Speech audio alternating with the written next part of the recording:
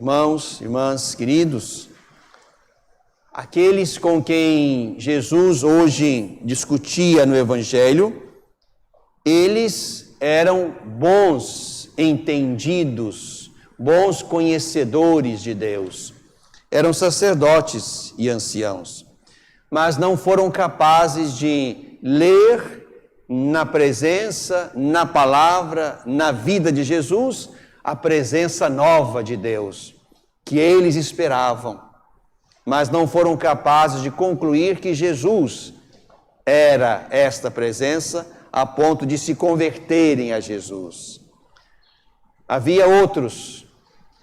Há outros, mas havia lá outros que não estavam no horizonte da lei, da sabedoria, do conhecimento, da legislação religiosa, mas foram capazes de acolher Jesus, foram capazes de acolher a pregação de João, que convidava a conversão para acolher o reino e o Messias.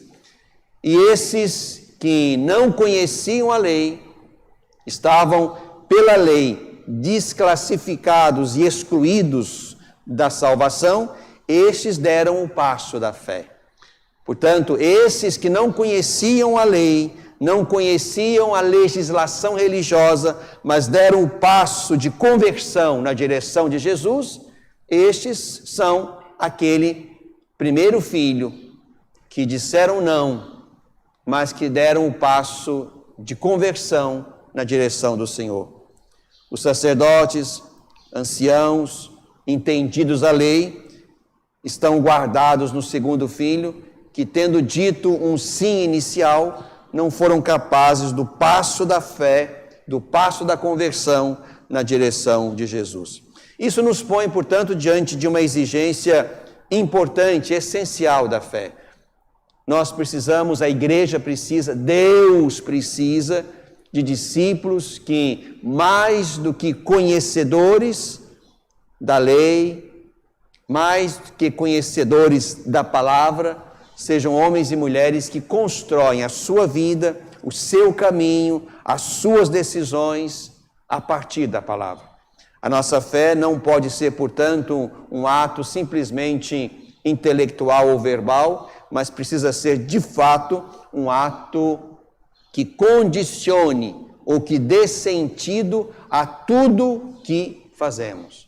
O nosso caminho de fé precisa ser um caminho de conversão cotidiana na direção de Jesus, e somos chamados, como lembra Paulo, a ter entre nós, e para ter entre nós tem que estar dentro de nós, o mesmo sentimento que existe em Cristo Jesus. É aí que vamos, digamos assim, avaliar, não é, a beleza, a profundidade, a seriedade da nossa fé. Quando a nossa fé em Jesus nos leva a construir uma vida, um caminho, uma estrada, a partir daquilo que Jesus mesmo é e ensinou. Ou nós vamos por aí e nos deixamos converter na direção de Deus, ou nós nos perdemos no caminho e nos perdemos completamente, como lembrou a profecia de Ezequiel. A conduta, a palavra, o pensamento de Deus são corretos.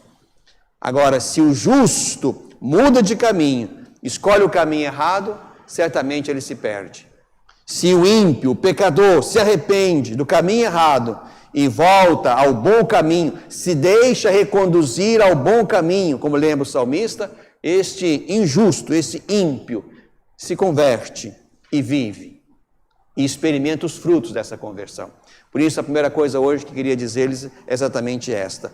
O nosso caminho de discipulado precisa ser um caminho de permanente conversão na direção de Jesus. A fé que temos, a fé que conhecemos, a fé que declinamos, precisa tocar todas as nossas intenções, decisões, moções, pensamentos, juízos, a fim de que esta seja exatamente a ótica, a luz que ilumina a nossa vida.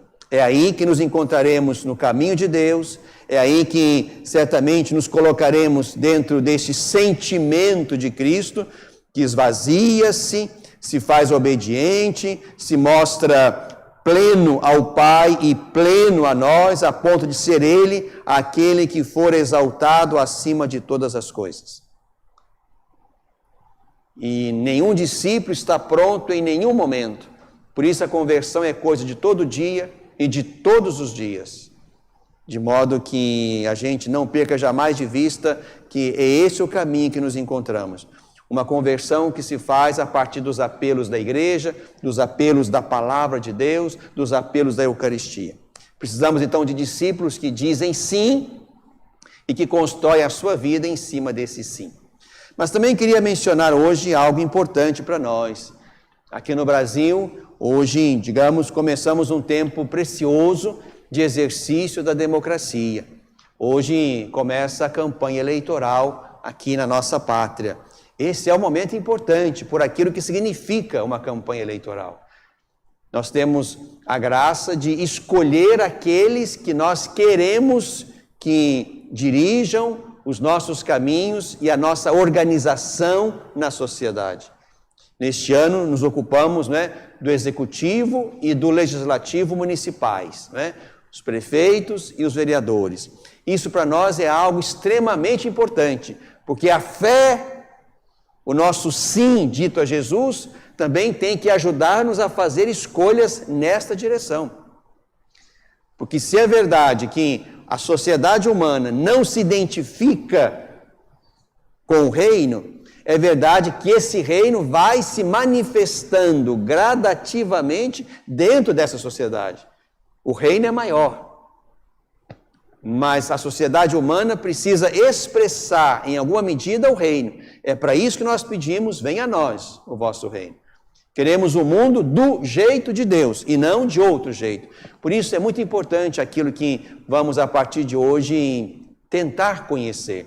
Nosso desejo é que essa campanha seja uma campanha limpa, bonita, transparente, propositiva, respeitosa, onde a gente vá procurando exatamente conhecer a história, o perfil, as propostas, as ideias e, por que não, a fé escondida no coração e nas palavras de cada um desses, aqui no nosso caso em Divinópolis, mais de 300 candidatos a vereador e 9 candidatos ao executivo. É muita gente que vai exigir também de nós muito discernimento. Se nós fôssemos, e vamos voltar nisso em outras ocasiões, se nós fôssemos recuperar quais são ou quais seriam elementos ou critérios importantes e oportunos para a gente ler nos discursos, a fim de esses critérios nos ajudassem a discernir pessoas. Penso que um primeiro critério seria um compromisso sério e permanente com o que se está chamando Pacto pela Vida e pelo Brasil. É uma iniciativa que quer reunir entidades de todos os lados, dentre a sociedade civil, a classe política, de modo que esse pacto seja um momento oportuno em que a sociedade brasileira se organiza num grande diálogo, numa grande expressão de solidariedade, numa grande manifestação de cuidado. Este certamente é um elemento bonito que nós tínhamos que ler ou tentar perceber no discurso e na prática. Porque também corremos o risco de ter políticos que dizem sim e fazem o não. E aqui nós temos que discernir isso não no discurso, mas em todo um caminho, se é que são políticos velhos, ou na vida, se é que são políticos novos. Mas é preciso também que nós tenhamos políticos que dizem sim a Deus e fazem isso. Dizem sim ao povo e fazem isso. Dizem sim aos pobres e cuidam deles. Mas esse é um critério. Até onde esses irmãos estão de fato pactuados com o diálogo, com a solidariedade, com o cuidado, sobretudo com os mais pobres, que são aqueles que sofrem mais. Os desmandos, os descuidos, as corrupções e as formas de males que nós encontramos na vida social. Mas esse é um elemento. Um outro elemento importante que poderia nos ajudar a discernir nesse caminho de avaliação Candidatos comprometidos com políticas públicas.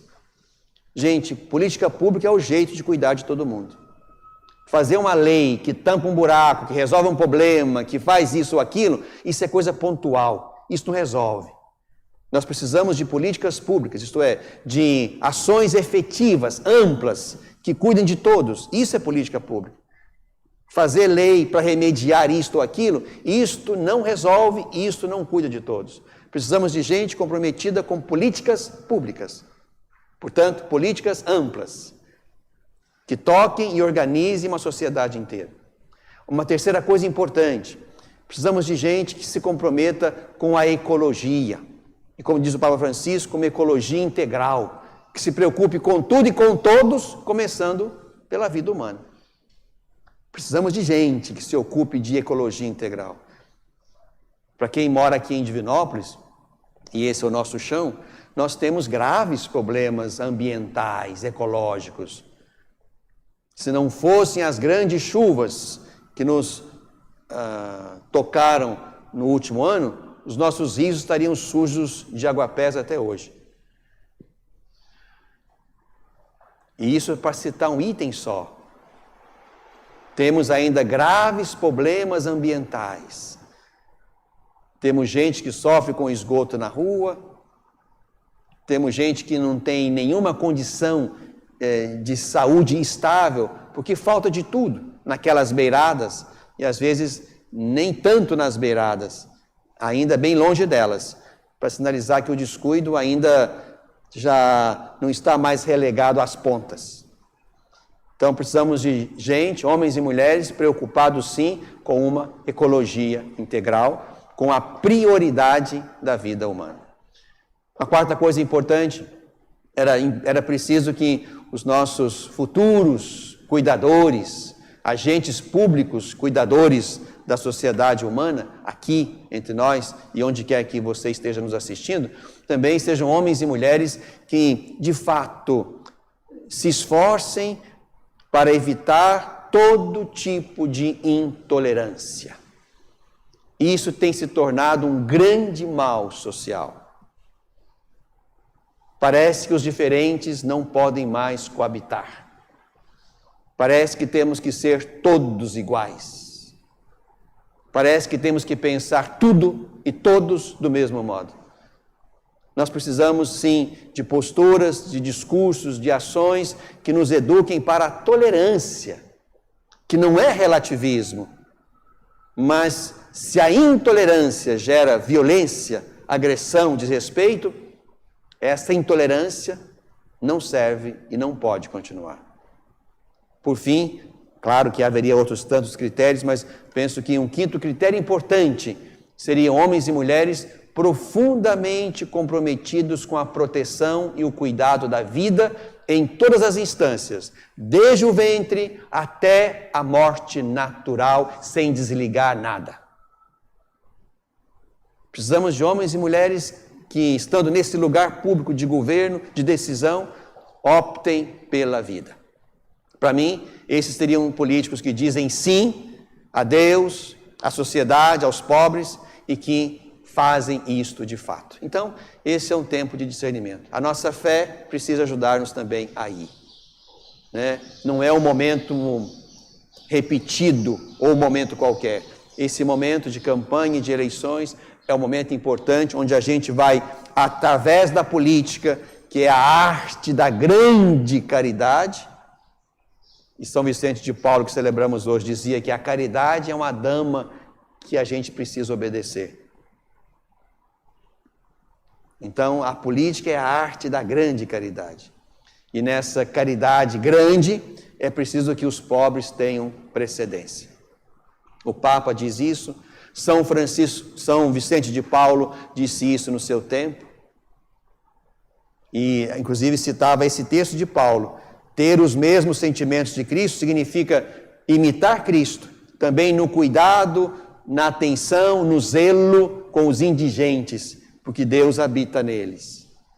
Então vamos nesse caminho de fé também nos preocupar, claro, com a nossa maturidade espiritual, com o nosso discipulado, Precisamos ser homens e mulheres do sim da palavra e do sim da vida. Mas também precisamos, nesse momento, rezar, pedir, discernir, para que nesse momento importante da nossa pátria, nós possamos escolher políticos do sim da palavra e do sim das decisões da vida e dos governos, vividos na direção de Deus e debaixo do temor de Deus, a quem pertencem todas as coisas. Glória ao Pai, ao Filho e ao Espírito Santo, como era no princípio, agora e sempre. Amém.